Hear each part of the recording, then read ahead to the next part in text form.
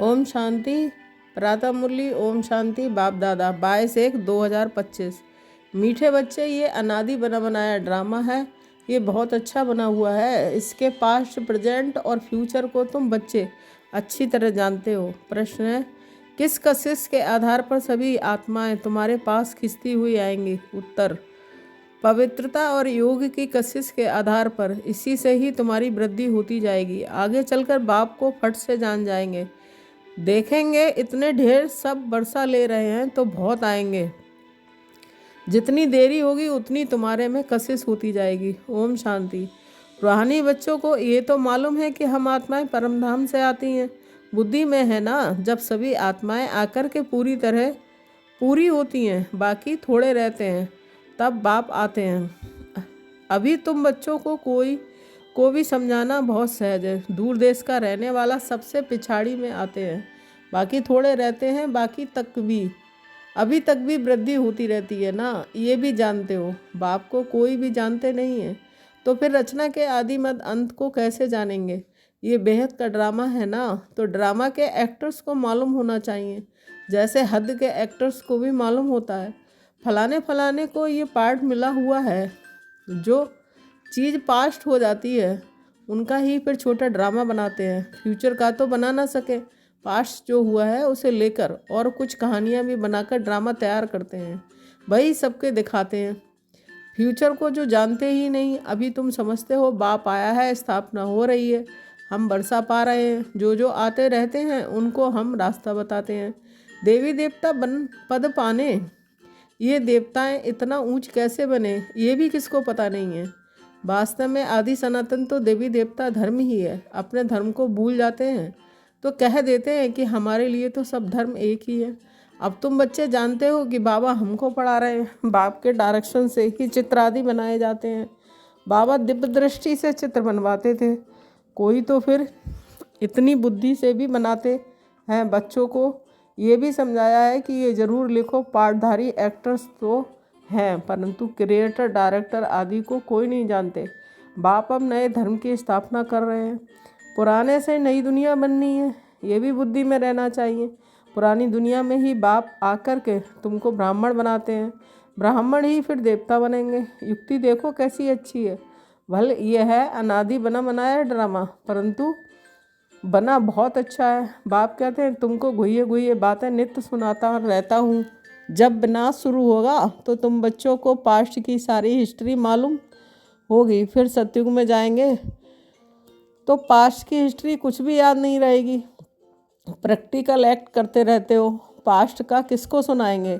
ये लक्ष्मी नारायण पास्ट को बिल्कुल जानते नहीं। तुम्हारी बुद्धि में तो पास्ट, प्रेजेंट, फ्यूचर सब है। कैसे विनाश होगा, कैसे राजाई होगी, कैसे महल बनाएंगे? बनेंगे तो ज़रूर ना। स्वर्ग की सीनरियाँ ही अलग है। जैसे जैसे पार्ट बजाते रहेंगे मालूम पड़ता जाएगा। इसको कहा जाता है खूने नाहक खेल। नाहक नुकसान होता रहता है ना, अर्थक्वेक होती है, कितना नुकसान होता है, बॉम्ब्स फेंकते हैं, ये नाहक है ना। कुछ करता थोड़े ही है, कोई कुछ करता थोड़े ही है। विशाल बुद्धि जो है वह समझते हैं विनाश बरोबर हुआ था, ज़रूर मारा मारी हुई थी, ऐसा खेल भी बनाते हैं। ये तो समझ भी सकते हैं कोई समय उसकी बुद्धि में टच होता है। तुम तो प्रैक्टिकल में हो, तुम इस राजधानी के मालिक भी बनते हो। तुम जानते हो अभी उस नई दुनिया में चलना ज़रूर है। ब्राह्मण जो बनते हैं ब्रह्मा द्वारा या ब्रह्मा कुमार कुमारियों द्वारा नॉलेज लेते हैं तो वहाँ आ जाते हैं। कहते तो अपने घर गृहस्थ में है ना, बहुतों को तो ज्ञान भी जान भी ना सको। सेंटर्स पर कितने आते हैं, इतने सब याद थोड़े ही रह सकते हैं। कितने ब्राह्मण हैं, वृद्धि होते होते अनगिनत हो जाएंगे, एक्यूरेट हिसाब निकाल नहीं सकेंगे। राजा को मालूम थोड़ा ही पड़ता है एक्यूरेट हमारी प्रजा कितनी है। भल आदमशुमारी आदि निकालते हैं, फिर भी फर्क पड़ जाता है। अब तुम भी स्टूडेंट हैं, ये भी स्टूडेंट है। सब भाइयों आत्माओं को याद करना है। एक बाप को छोटे बच्चों को भी सिखलाया जाता है। बाबा बाबा कहो, ये भी तुम जानते हो। आगे चलकर बाप को फट से जान जाएंगे। देखेंगे इतने ढेर सब बरसा ले रहे हैं तो बहुत आएंगे। इतनी देरी होगी उतना तुम्हारे में कशिश होती जाएगी। पवित्र बनने से कशिश होती है। जितना योग में रहेंगे उतना कशिश होगी, औरों को भी खींचेंगे, बाप भी खींचते हैं ना। बहुत वृद्धि को पाते रहेंगे, उसके लिए युक्तियाँ भी रची जा रही हैं। गीता का भगवान कौन है? श्री कृष्ण को याद करना है तो बहुत सहज है, वह तो साकार रूप में है ना। निराकारी बाप कहते हैं मामेकम याद करो, इस बात पर ही सारा मदार है। इसलिए बाबा ने कहा था कि इस बात पर सबसे लिखाते रहो। बड़ी बड़ी लिस्ट बनाएंगे तो मनुष्य को पता पड़ेगा। तुम ब्राह्मण जब पक्के निश्चय बुद्धि होंगे, झाड़ वृद्धि को पाता रहेगा, माया के तूफान भी पिछाड़ी तक चलेंगे। विजय पाली फिर भी ना पुरुषार्थ रहेगा ना माया रहेगी। याद में ही बहुत करके हारते हैं। कितना तुम योग में मजबूत रहेंगे उतना हारेंगे नहीं। ये राजधानी स्थापन हो रही है, बच्चों को निश्चय है कि हमारी राजाई होगी। फिर हम हीरे जवाहर कहाँ से लाएंगे, खानियाँ सब कहाँ से आएंगी। ये सब थे ना, सब थे तो सही ना, इसमें मूझने की तो बात ही नहीं है। जो होना है सो प्रैक्टिकल में देखेंगे। स्वर्ग बनना तो ज़रूर है। जो अच्छी रीति पढ़ते हैं उन्हों को निश्चय रहेगा कि हम जाकर भविष्य में प्रिंस बनूंगा, हीरे जवाहरों के महल होंगे। ये निश्चय भी सर्विसेबल बच्चों को भी होगा। जो कम पद पाने वाले होंगे उनको तो कभी ऐसे ऐसे ख्याल आएंगे भी नहीं कि हम महल आदि कैसे बनाएंगे। जो बहुत सर्विस करेंगे वही महलों में जाएंगे ना। दास दासियां तो तैयार मिलेंगे, सर्विसेबल बच्चों को ही ऐसे ऐसे ख्याल आएंगे। बच्चे भी समझते हैं कौन कौन अच्छी सर्विस करने वाले हैं। हम तो पड़े हुओं के आगे भरी ढोएंगे। जैसे ये बाबा है, बाबा को ख्यालात रहती है ना। बूढ़ा और बालक समान हो गया, इसलिए इनकी एक्टिविटी भी बचपन मिसल होती है। बाबा की तो एक ही एक्ट है, बच्चों को पढ़ाना सिखलाना। विजय माला का दाना बनना, तो पुरुषार्थ भी बहुत चाहिए, बहुत मीठा बनना है। श्रीमत पर चलना पड़े तभी ऊंच बनेंगे। ये तो समझ की बात है ना। बाप कहते हैं हम जो सुनाते हैं उस पर जज करो, आगे चल और भी तुमको साक्षात्कार होता रहेगा। नज़दीक आते रहेंगे तो याद आती रहेगी। 5000 वर्ष हुए हैं, अपनी राजधानी से लौटे हैं, 84 जन्मों का चक्र लगाकर आए हैं। जैसे वास्को डिगामा के लिए कहते थे कि वर्ल्ड का चक्र लगाया, तुमने इस वर्ल्ड में 84 का चक्र लगाया है। वो वास्को डिगामा एक गया ना, ये भी एक है जो तुमको 84 जन्मों का राज समझाते हैं। डायनेस्टी चलती है तो अपने अंदर देखना है कि हमारे में कोई देह अभिमान तो नहीं है, फंक तो नहीं हो जाते हैं, कहाँ बिगड़ते तो नहीं हैं। तुम योग बल में होंगे, से बाबा को याद करते रहेंगे तो तुमको कोई भी चमाट आदि मार नहीं सकेंगे। योग बल ही ढाल है, कोई कुछ कर भी नहीं सकेंगे। अगर कोई चोट खाते हैं तो जरूर देह सहित अभिमान है। देही अभिमानी को चोट कोई मार ना सके। भूल अपनी ही होती है। विवेक ऐसा कहता है कि देही अभिमानी को कोई कुछ भी कर नहीं सकेंगे। इसलिए कोशिश करनी है कि देही अभिमानी बनने की। सबको पैगाम भी देना है। भगवान उवाच मन मना भव। कौन सा भगवान, ये भी तुम बच्चों को समझाना है। बस इस एक ही बात में तुम्हारी विजय होनी है। सारी दुनिया में मनुष्यों की बुद्धि में श्री कृष्ण भगवान उवाच है ना। जब तुम समझाते हो तो कहते हैं बात तो बरोबर है, परंतु जब तुम्हारे मुआफिक समझें तब कहें बाबा जो सिखलाते हैं वह ठीक है। श्री कृष्ण थोड़ा ही कहेंगे मैं ऐसा हूँ, मेरे को कोई जान नहीं सकते। श्री कृष्ण को तो सब जान ले मैं।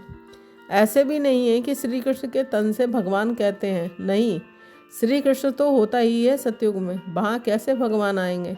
भगवान तो आते ही हैं पुरुषोत्तम संगम युग पर। तो तुम बच्चे बहुतों से लिखाते जाओ।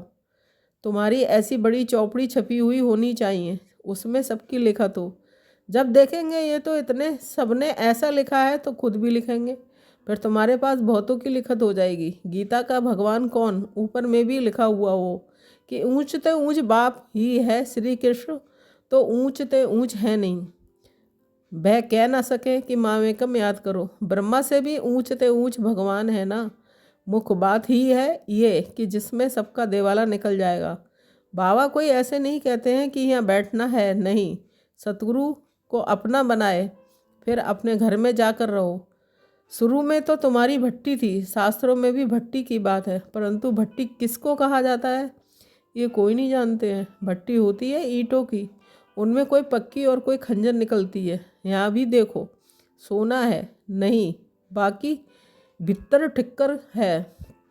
पुरानी चीज़ का मान बहुत है, शिव बाबा का, देवताओं का भी मान है ना। सतयुग में तो मान की बात ही नहीं है, वहाँ थोड़ी ही पुरानी चीज़ें बैठ ढूंढते हैं, वहाँ पेट भरा हुआ रहता है, ढूंढने की दरकार नहीं रहती है, तुमको खोदना करना नहीं पड़ता है। द्वापर के बाद खोदना शुरू करेंगे, मकान बनाते हैं, कुछ निकल आता है तो समझते हैं नीचे कुछ है। सतयुग में तुमको कोई परवाह नहीं, वहाँ तो सोना ही सोना होता है, ईंटें ही सोने की होती हैं। कल पहले जो हुआ है, जो नूद है, वही साक्षात्कार होता है, आत्माओं को बुलाया जाता है। ये भी ड्रामा में नूद है, इसमें मूझने की दरकार नहीं है। सेकंड बाई सेकंड पार्ट बचता है, फिर गुम हो जाता है। ये पढ़ाई है। भक्ति मार्ग में तो अनेक चित्र हैं, तुम्हारी ये चित्र सब अर्थ सहित है, अर्थ बगैर कोई चित्र नहीं। जब तक तुम किसको समझाओ नहीं, तब तक कोई समझ ना सके। समझाने वाला समझदार नॉलेजफुल एक बाप ही है। अभी तुमको मिलती है ईश्वरीय मत, ईश्वरीय घराने के अथवा कुल के तुम हो। ईश्वर आकर घराना ही स्थापना करते हैं। अभी तुमको राजाई कुछ नहीं है, राजधानी थी अब नहीं है। देवी देवताओं का धर्म भी जरूर है, सूर्यवंशी चंद्रवंशी राजाई है ना। गीता से ब्राह्मण कुल भी बनता है, सूर्यवंशी चंद्रवंशी कुल भी बनता है, बाकी और कोई हो ना सके। तुम बच्चे सृष्टि के आदि मध्य अंत को जान गए हो, आगे तो समझते थे बड़ी प्रलय होती है। पीछे दिखाते हैं सागर में पीपल के पत्ते पर श्री कृष्ण आते हैं, पहला नंबर तो श्री कृष्ण ही आते हैं ना, बाकी सागर की बात नहीं है। अभी तुम बच्चों को समझ बड़ी अच्छी आई है, खुशी भी उनको होगी जो रूहानी पढ़ाई अच्छी रीति पढ़ते होंगे। जो अच्छी रीति पढ़ते हैं वही पास विद ऑनर होते हैं। अगर कोई से दिल लगी हुई होगी तो पढ़ाई के समय भी वह याद आता रहेगा, बुद्धि वहाँ चली जाएगी। इसलिए पढ़ाई हमेशा ब्रह्मचर्य में होती है। यहाँ तुम बच्चों को समझाया जाता है, एक बाप के सिवाय और कहाँ भी बुद्धि नहीं जानी चाहिए, परंतु जानते हैं बहुतों को पुरानी दुनिया याद आ जाती है, फिर यहाँ बैठे भी सुनते ही नहीं। भक्ति मार्ग में भी ऐसे होते हैं, सत्संग में भी बैठे भी बुद्धि कहाँ कहाँ भागती रहेगी। ये तो बहुत बड़ा ज़बरदस्त इम्तहान है। कोई तो जैसे बैठे हुए भी सुनते नहीं हैं, कई बच्चों को तो खुशी होती है, सामने खुशी में झूलते रहेंगे। बुद्धि बाप के साथ होगी तो फिर अंतमति सुगति हो जाएगी। इसके लिए बहुत अच्छा पुरुषार्थ करना है, या तो तुमको बहुत धन मिलता है। अच्छा, मीठे मीठे सिकीले बच्चों के प्रति माता पिता बाप दादा का याद प्यार और गुड मॉर्निंग। हम रूहानी बच्चों की रूहानी बच्चों बाप को नमस्ते। हम रूहानी बच्चों की रूहानी माता पिता बाप दादा को याद प्यार गुड मॉर्निंग, नमस्ते नमस्ते, शुक्रिया बाबा शुक्रिया। धारणा के लिए मुख्य सार 1 पॉइंट। विजय माला का दाना बनने के लिए बहुत अच्छा पुरुषार्थ करना है, बहुत मीठा बनना है, श्रीमत पर चलना है। 2 पॉइंट, योग ही सेफ्टी के लिए ढाल है, इसलिए योग बल जमा करना है। देही अम्बानी बनने की पूरी कोशिश करनी है।